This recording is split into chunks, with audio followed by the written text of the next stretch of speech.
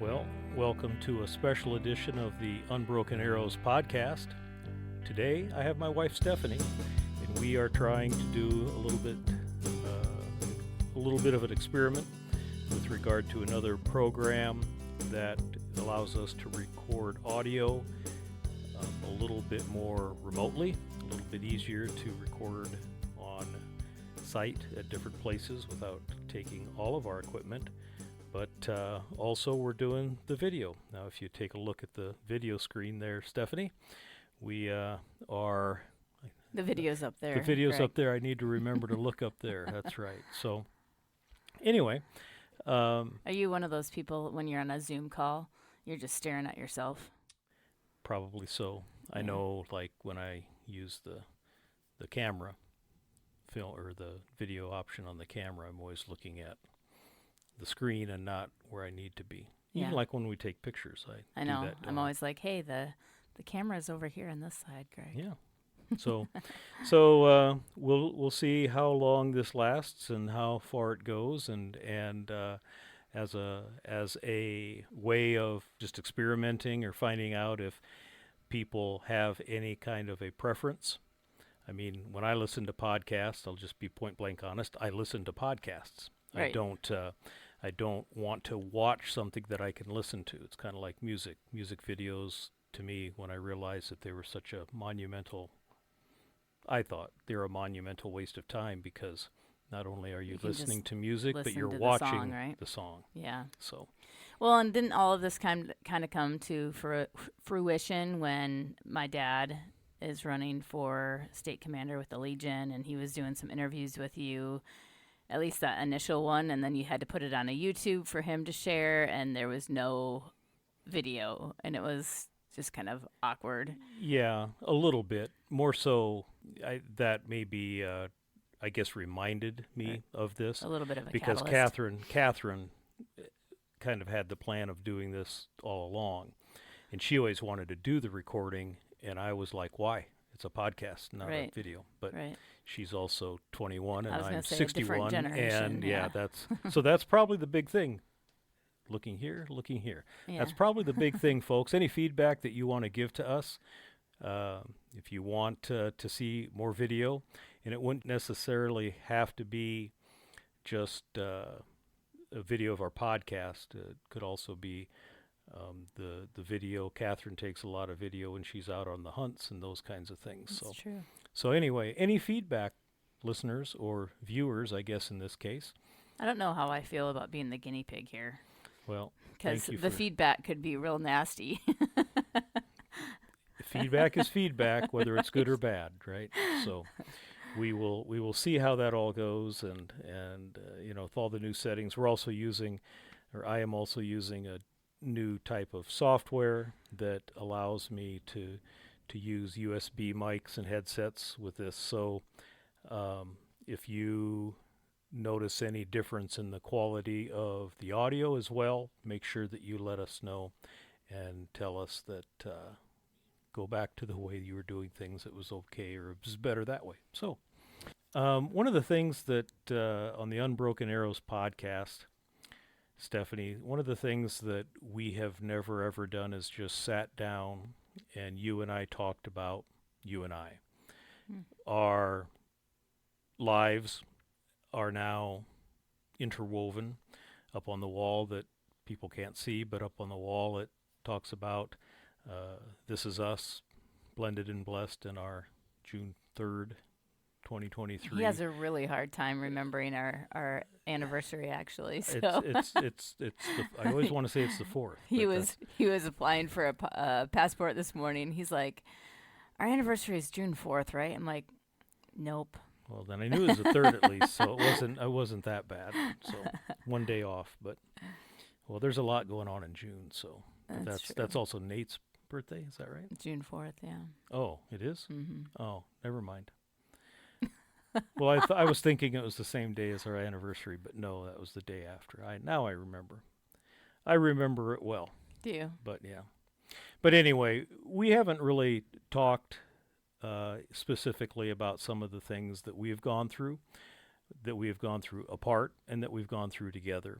And I think that's one of the things that when we started Unbroken Arrows, Catherine and I talked about naming the name of it, and Catherine came up with Unbroken Arrows Healing Through the Hunt. And the longer that we do this, I truly believe that applies to her more so than me. Not that I don't hunt, and hunting wasn't a very important part of the process for the beginning of my healing, but through that serendipitous, that chance discovery, I realized that maybe the more appropriate name for me anyway would have been The Hunt for Healing, and used the kind of the words in a different way. But like I said, hunting was an important part. I started to hunt again after taking a, good grief, 25-year hiatus. Did you just yawn? I was trying not to No, yawn. you got the yawn going. I was like, this is going to look really weird on the video. Oh, yeah. I'm trying to stop a yawn. So Maybe you're giving me opportunities to try to edit the video. That's what it is. But anyway, so yes, I got back into the field. I actually deer hunted for the first time after Holly died. And it was therapeutic to get outside, to go turkey hunting, listen to things, the world wake up, and I don't know if you're going to get to see Sadie I don't think here. she's tall enough. She's not tall enough, but if you hear the dog, Sadie decided, go, get up, Load up. go. She's looking at me like, what the hell? Sadie, go. Load up. There you go. She's nervous She's now. nervous She's now like, that what we're are you two talking about? And who are you talking well, to? it's not you, Sadie. We're not talking about you. But anyway, so some of the things that we've gone through, our stories have some similarities and our stories have differences. Bottom line is we both lost our spouses, and how that story, how we got to that point is different for each of us. And for the people that have listened to the program, I've talked about Holly before. She was diagnosed with ovarian cancer. She that was on September 11th, 2019, or 2019, and battled it only a little bit over a couple of months, and passed away on November 23rd, 2019. So it went from, living life what I would say, as we always had, for nearly 35 years, and then in a matter of 2 months, I went from being married for almost 35 years to being a widow. Mm-hmm. And my children, our children, Holly's and my children, we that's the tough thing when there's 10 between us, 9 living. So yours, mine, but there aren't any ours. No. So, but Holly's and my children, at that time, one lived in Omaha, one lived in Waverly, Nebraska. But then at that point in time, one was in Oklahoma, one was in San Diego, and one was living in Whidbey Island, Washington. And one of the things that I've shared, and you actually pointed it out to me, was that they went back to living their lives right after Holly's celebration of life and memorial mass, and then they all returned to their respective lives, and I was sitting there as they should. Yeah, there's nothing there like laying guilt or anything like that. No.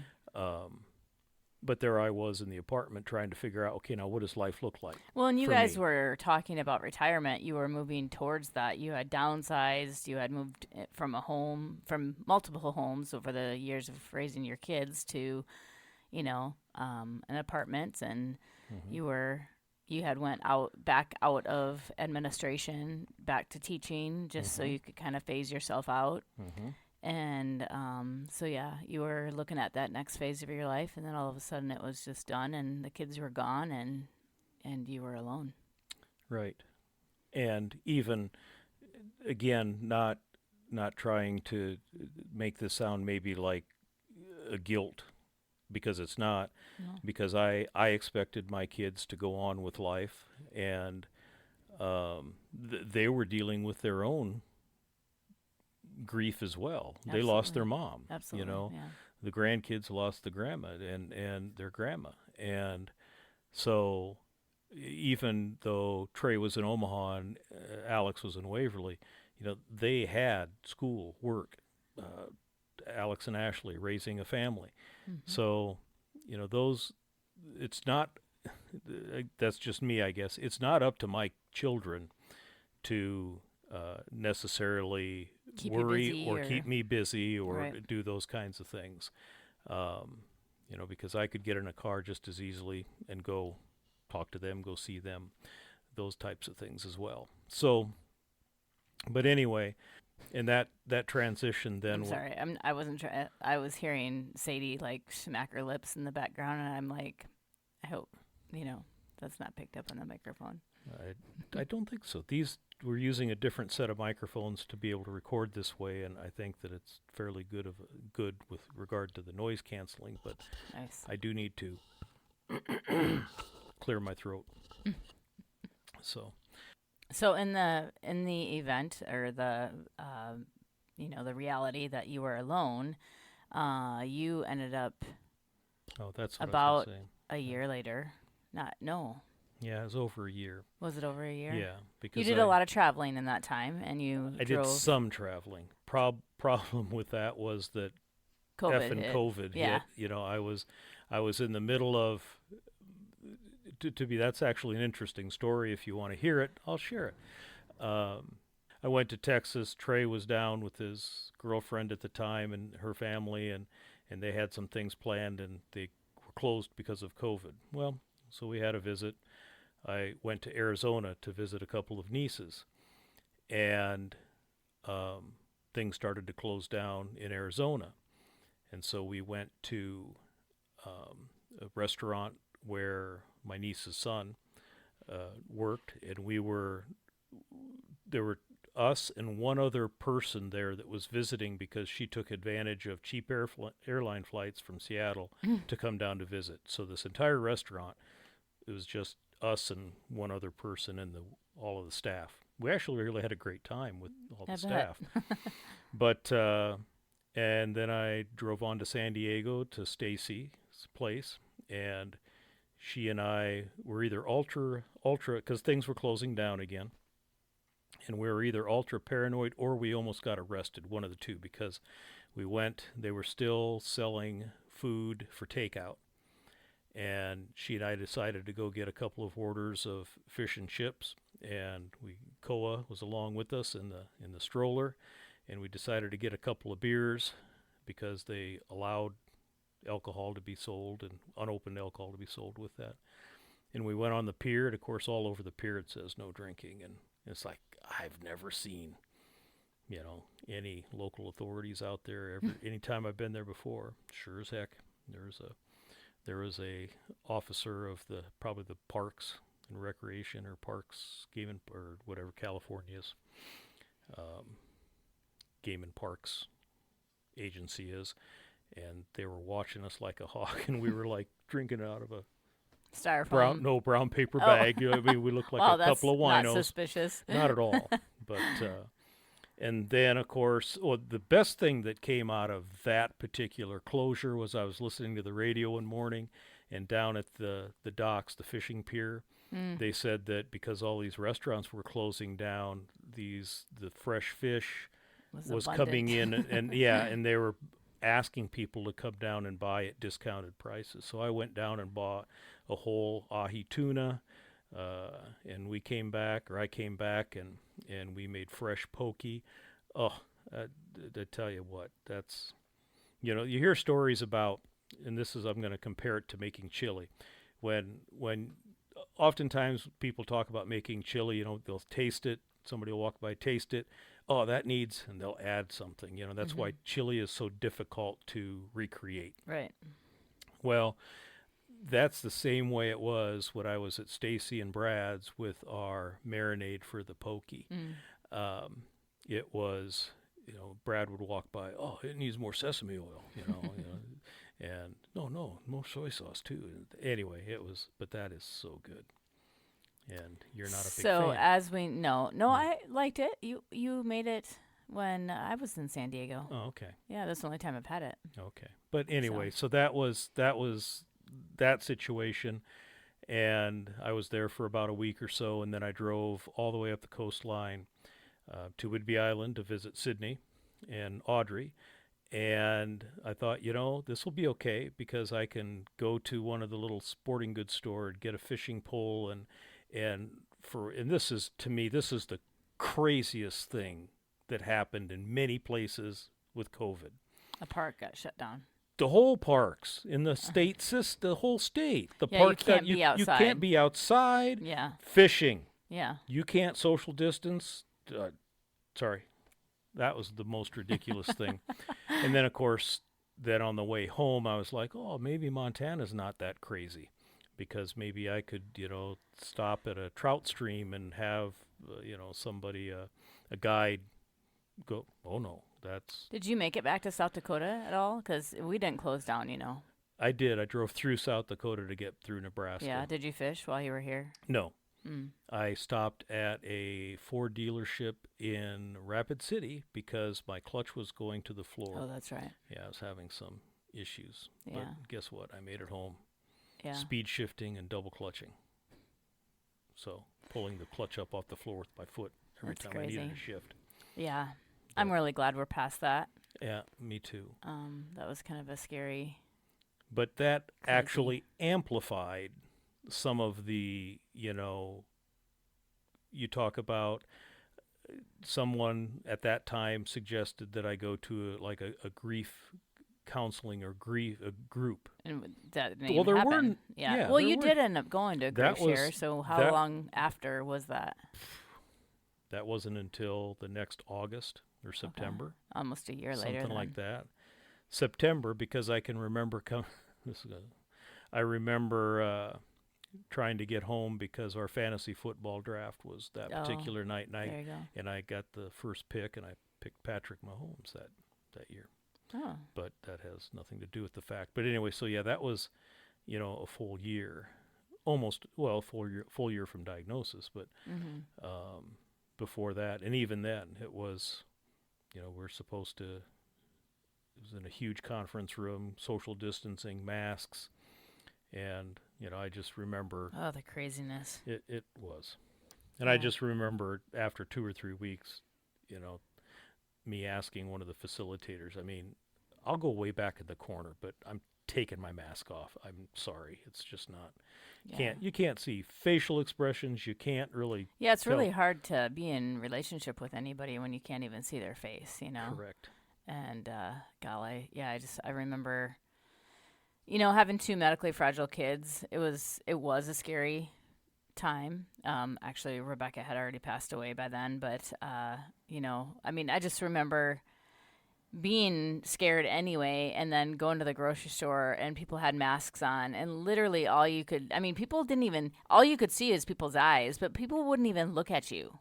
Like, there was no eye contact. It was like, if I look at you, I'm going to share some germs or something. It was just absolutely insane. And I can say how much I disliked it, and as a professional educator, and we can talk about adults, but I still hurt for the children. They when they interact, there's so much facial expression, there's so much face to face, there's so much, and them not being able, schools were shut down, and having to wear masks when they were out and about. That had to have been a tough time for kids, just to develop those, one-on-one skills, because so much of it is reading facial expressions, just like now. You're so intently listening to me. I'm so impressed. Well, I have very good facial expressions. I have not lost the ability to Yeah, talk yeah, with my face. yeah. I will agree to that. So I'm sure there's times you're like, I really wish you could wipe that off your face so not the rest of the world can see what's happening right now. well, we'll see how this comes through on the video, right? But again, when I got back to Nebraska, again trying to find that didn't change anything because my situation was still the same. And it's okay if you need to yawn, just yawn. I'm feeling like it's like this continuum of like needing to yawn because I'm holding it in. So yawn. Well, I don't have to right now, but I'll it pretend to yawn and make you just, yawn. it keeps happening, and I'm just like, oh my gosh. So, but that eventually led to me moving back to my hometown in Verdigris, and at the time, it seemed like a great idea. I don't know if, in hindsight, it was the best. Um, it worked out for me, I guess. But, and then one of the things that, we can get back to, I can stop talking about me right now and start talking about you. But something that we'll get back to is how we met with regard to Catholic Match and how our faith, and we are practicing Catholics, lifelong Catholics, and that is in part how we met, and that is a very important part of our life as well now. But your story, I don't think people have heard your story in detail or as much detail as you want to share, I guess. And that's the case. Part of it is just we tell stories very differently because I'm going to be able to tell my story probably in about 3 minutes. Right, but before you get started there, just let me say that, and Sadie wants to come comfort you again, so that's okay. One of the things, no. Nope, still can't. She's pretty tall there, dog, but just her nose is in here. But one of the things that you're gonna she's okay. Well, she's gonna unplug you. She's so okay. What's gonna happen? You gotta go up, up, up, up, up. So go ahead. We tell stories differently. Well, and I don't know. It's not that I don't want to share either, but, we tell stories so differently, and I am much more of a, short and sweet and to the point kind of thing. But, back to, we lost Rebecca in August of 2016. I'm terrible about dates and time frames and stuff like that, too. So all of this really kind of, definitely stretches my my knowledge. You don't have your notes here. I remembered what I was going to say, and, Okay. and it was just the point of connection with back to the podcast, because we talk about the importance of helping those that are struggling with their mental health. We talk about those that have had their lives impacted by cancer and suicide, and the reason why is between both of our stories, We've had all those of those things are experiences. part of it. Yeah.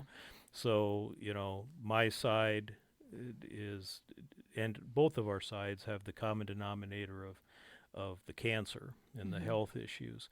But your first husband Tony, dealt with mental health struggles, or had mental health struggles, and then did commit suicide.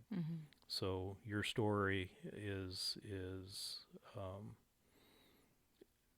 maybe in a way a little bit more difficult to tell or share. But Yeah, I don't know. I've always said that I don't think people can compare crosses. We're all given different things, and we're all given the ability to deal with things differently too. So, But Rebecca was diagnosed with MDS, which is pre-leukemia, in like November or the fall of 2011.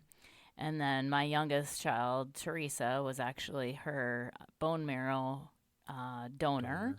And our kids went to a school here in Sioux Falls at the time. That's kind of I don't even know what they call it, but like for every kid that you had to volunteer a half a day per week. So it was very parent involved, and with having multiple kids there, I was there a lot and stuff.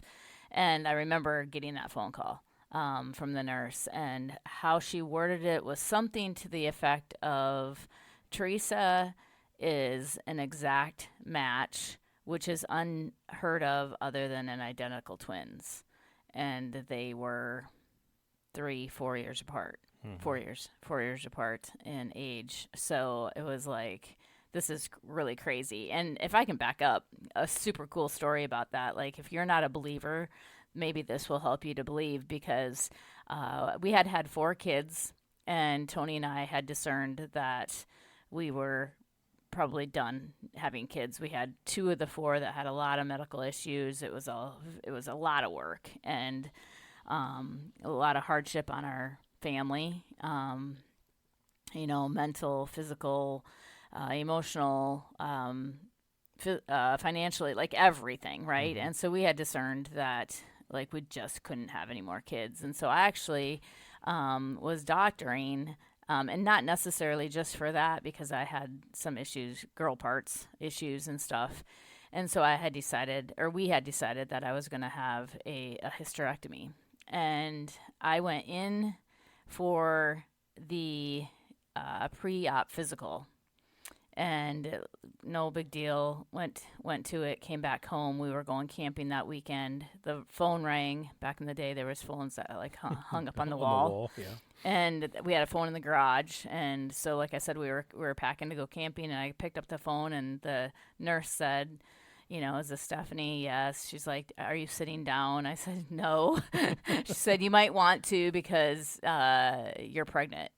And so I was thinking, we were not having any more children. I was actually having a hysterectomy, and here I am pregnant. Well, come to find out, a couple years later, because Teresa was 2 at the time that she donated to Rebecca, she was the quote unquote perfect match for her bone marrow transplant. So anyway, fast forward that.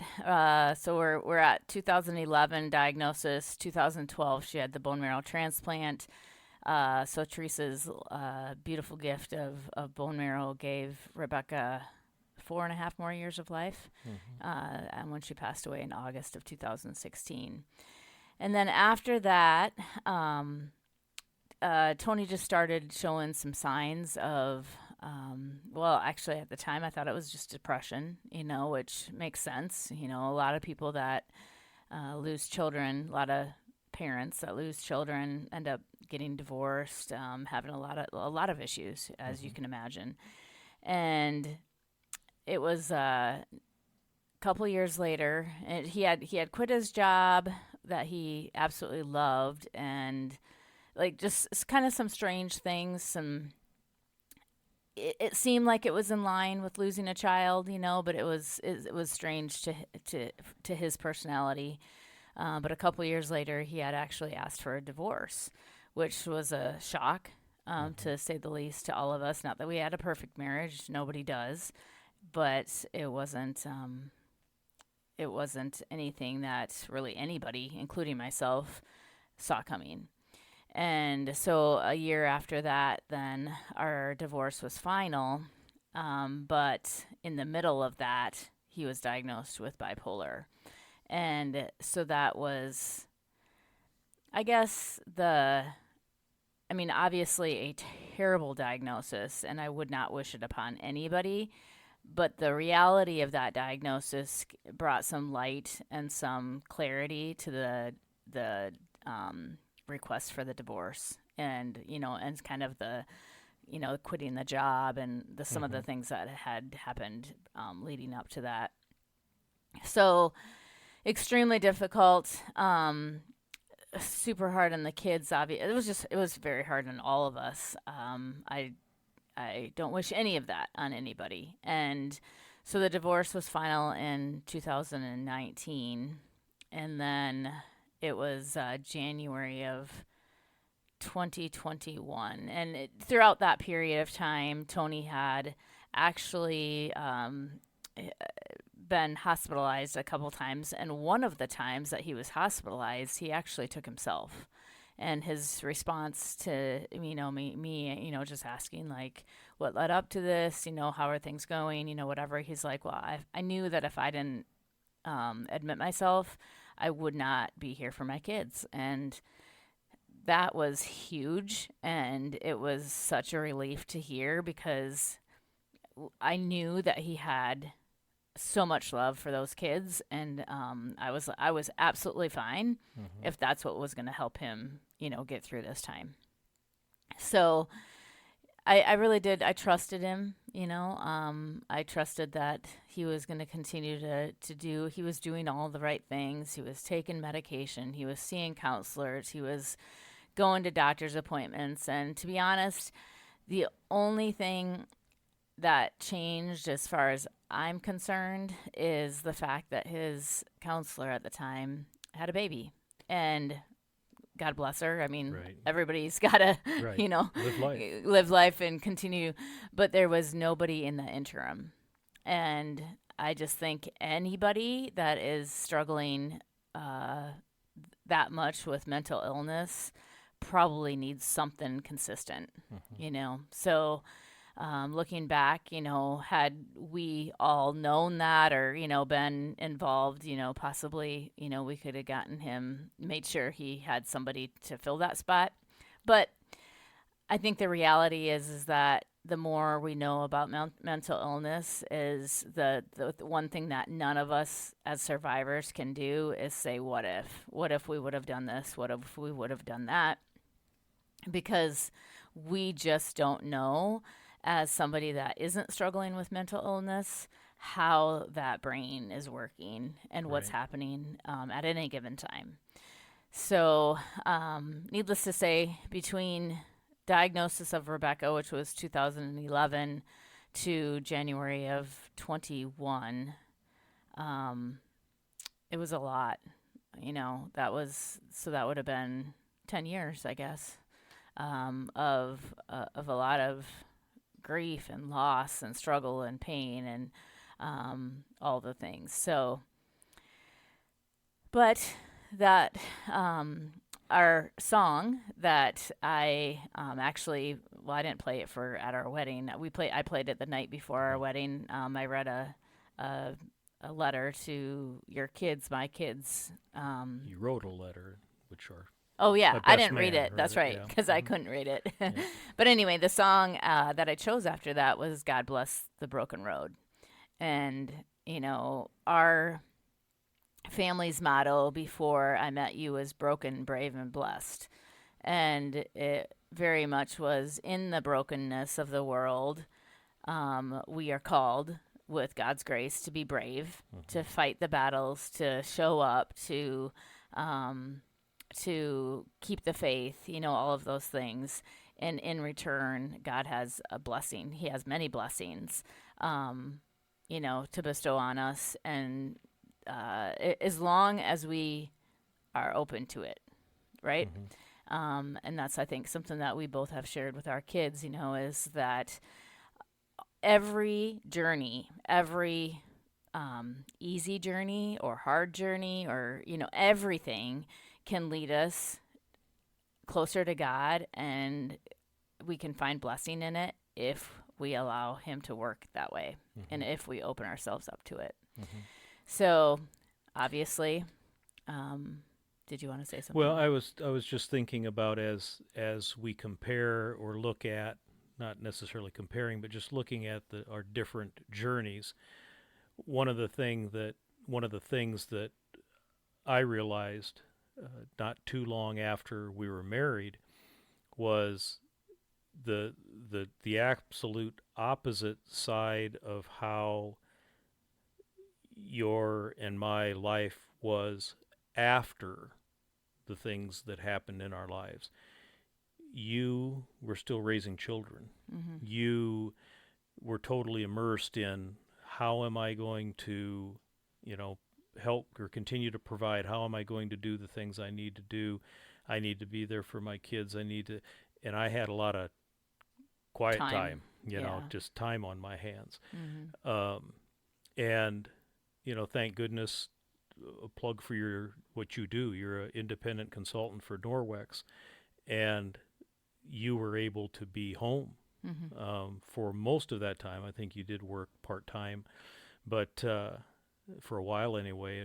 But even one of those was at home or from home. Mm-hmm. So you were blessed with that you Absolutely. were able to work from home and be home, and when the kids got up and when the kids got home from school and those types of things.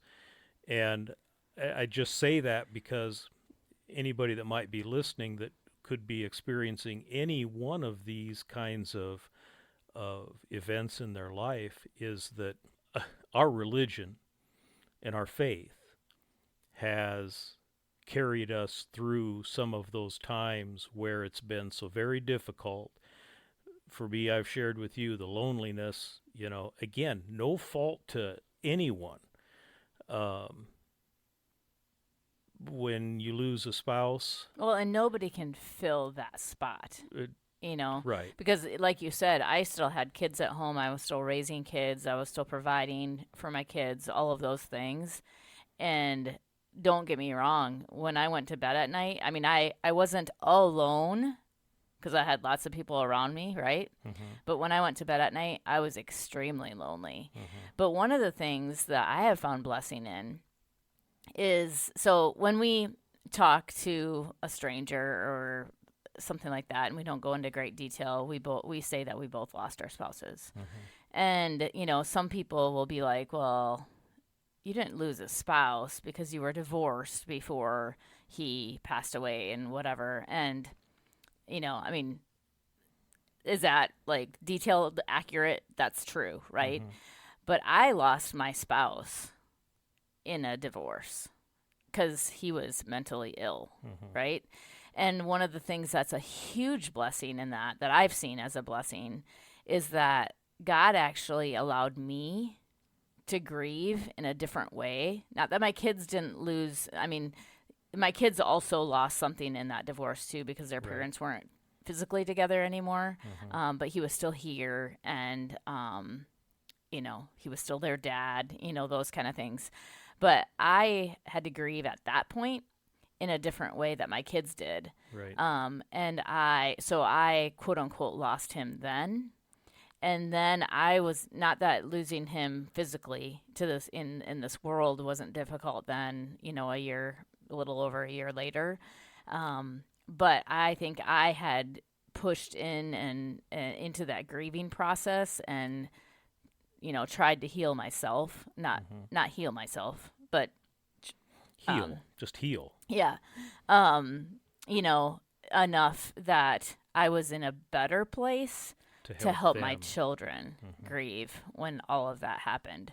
It still was super devastating, and I was angry, and then it became kind of a different healing process at that time for me too. But I am so grateful for the stair step approach, I guess, and what happened there, because I do think that it allowed me not to be just,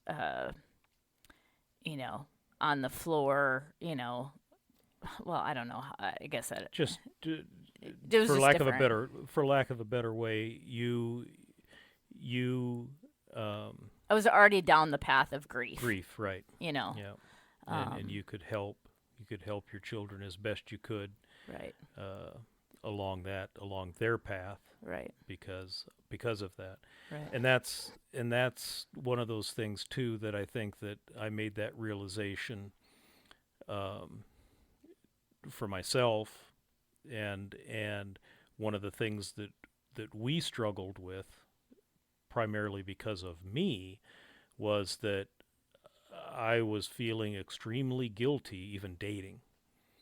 and it's like, that's just not, there's there are so many different times that it comes up and it crosses your mind, why why am I uh, why am I feeling this particular way? Because the marriage vows are until death do you part, but but it was September to November is a really quick time, Mm-hmm.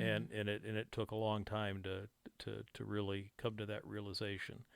But the bottom line is that when I feel guilty about dating or spending time with somebody, the the other side of that is the deep dark loneliness Mm-hmm. that occurs when you walk into an empty room, Mm-hmm. you walk into an empty house. Yes, we moved into an apartment, still an apartment that we chose together and decorated together and those kinds of things.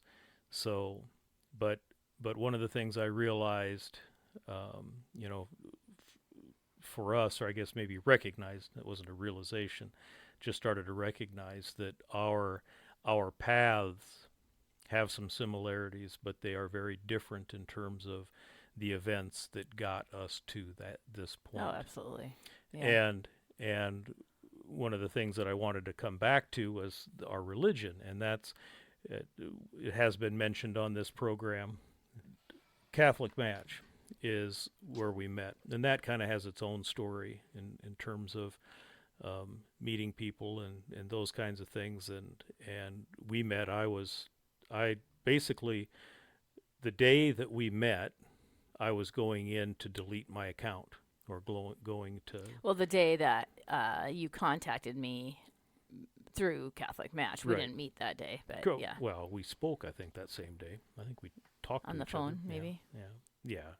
Not in person. I think the Maybe. initial message was something like, "Have you seen how old I am?" Yeah. Have you seen?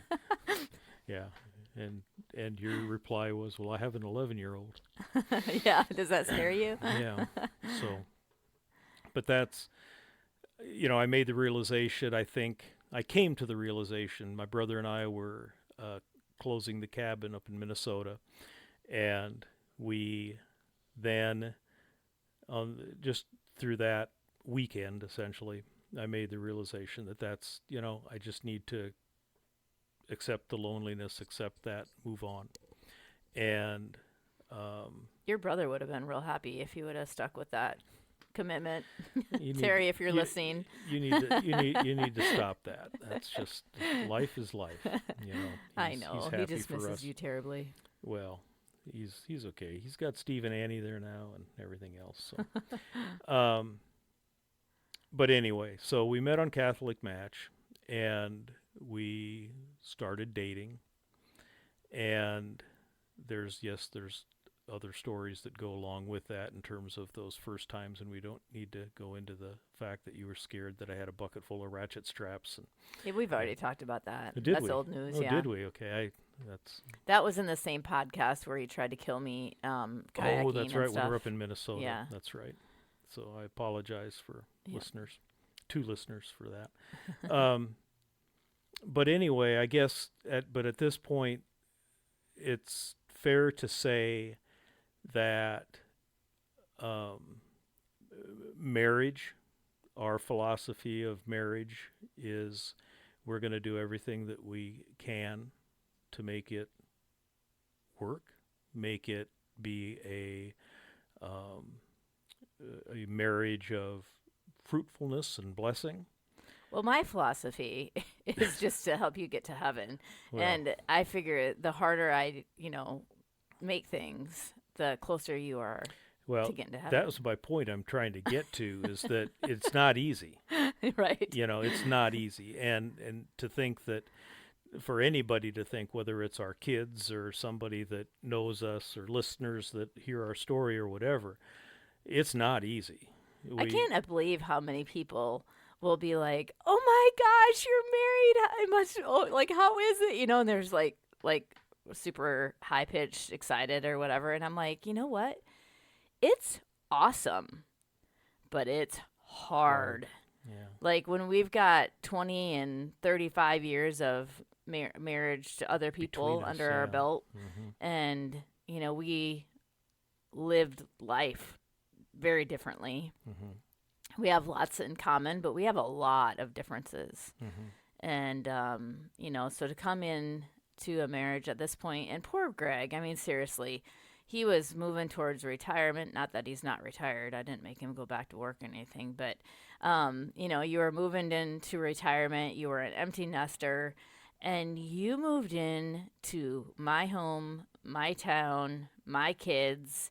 Like I still have at the moment for like 3 more weeks. I still have 3 kids living at the house. You Mm-hmm. know, and so life is super different for you, Mm-hmm.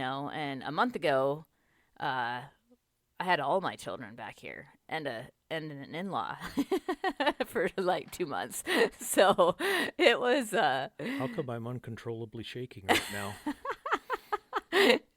Repressed memories. but you know what? I think the reality though is I think when people, well, I'm sure there's lots of resilient people out there that maybe haven't gone through the things that we've gone through. But I don't think we've gone through the things that we've gone through and gotten to where we are without being resilient people that, maybe another name for that is stubborn.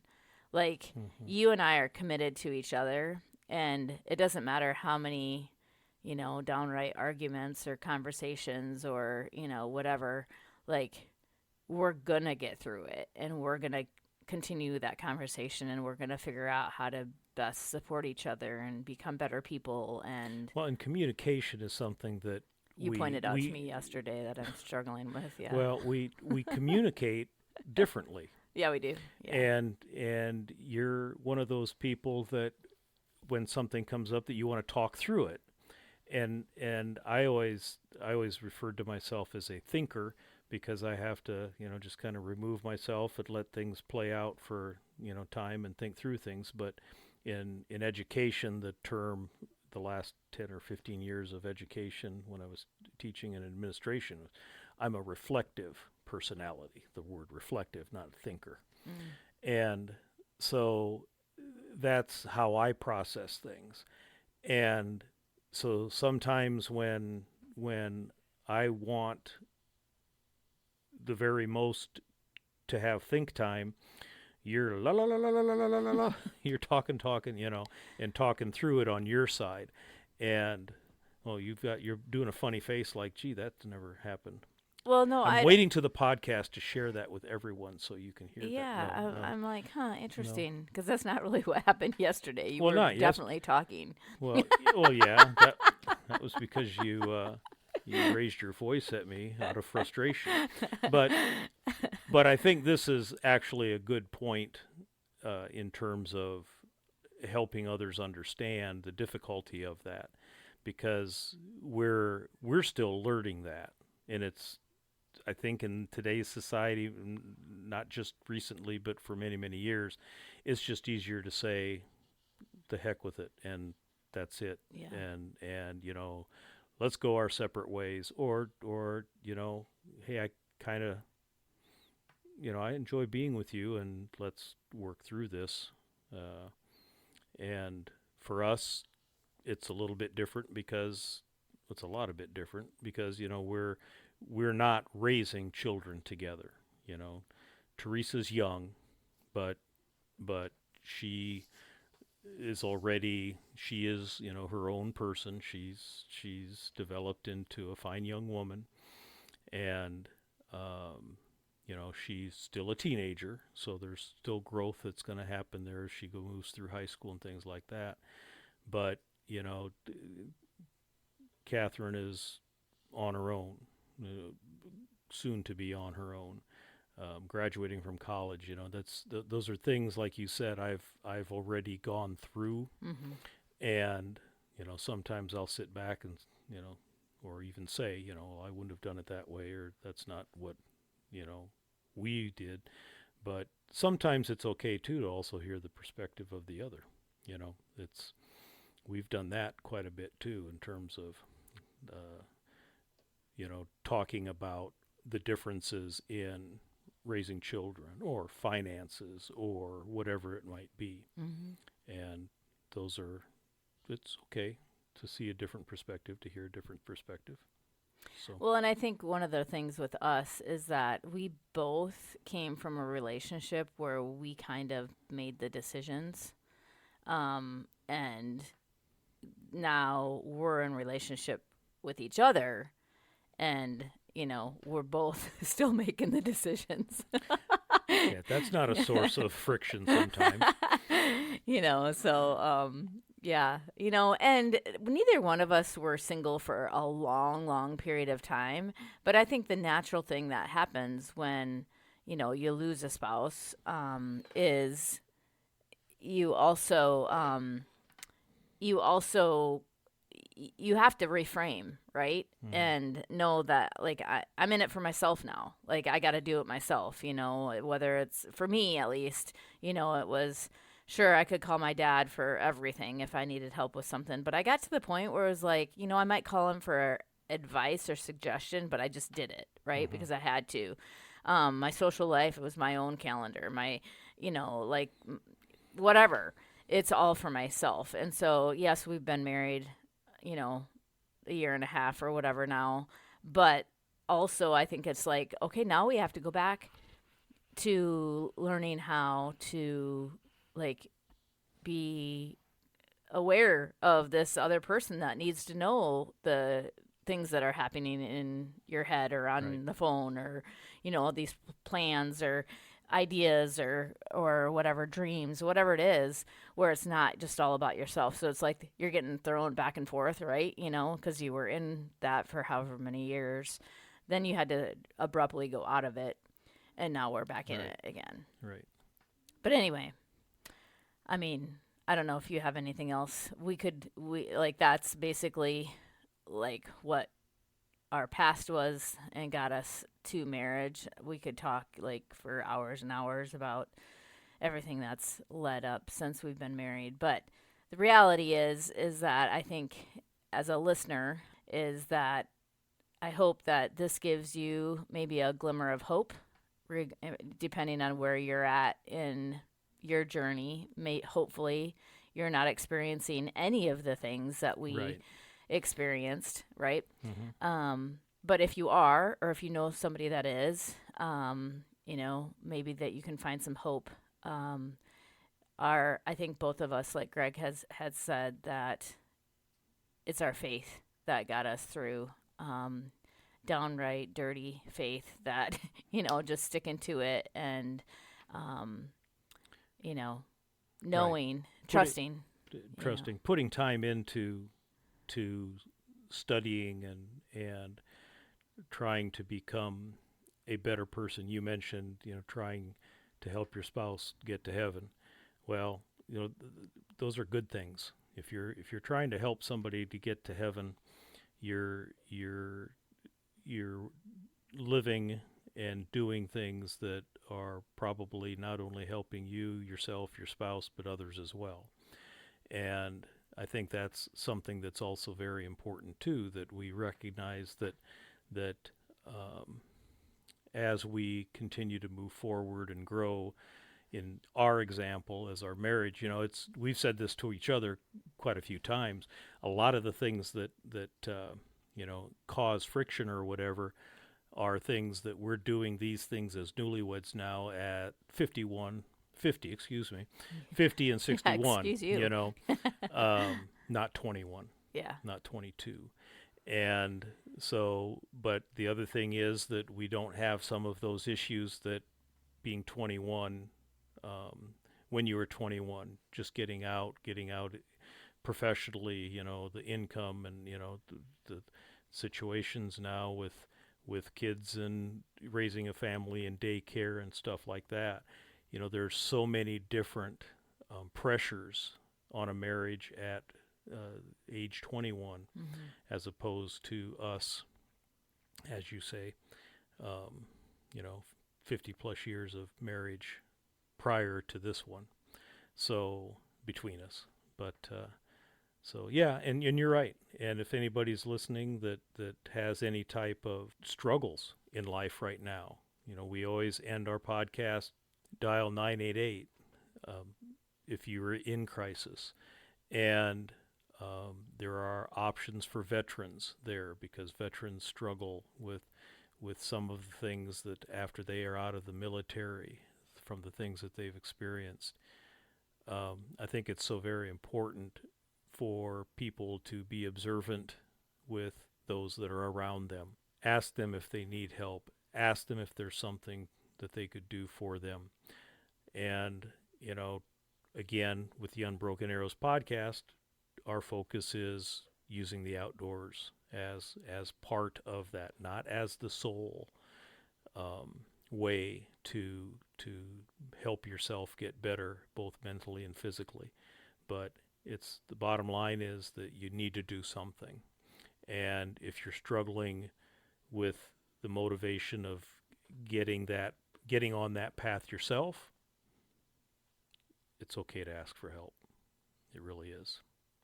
So Absolutely. Well, thanks for letting me be on today. well, I hope that people that listen can relate to what our struggles are.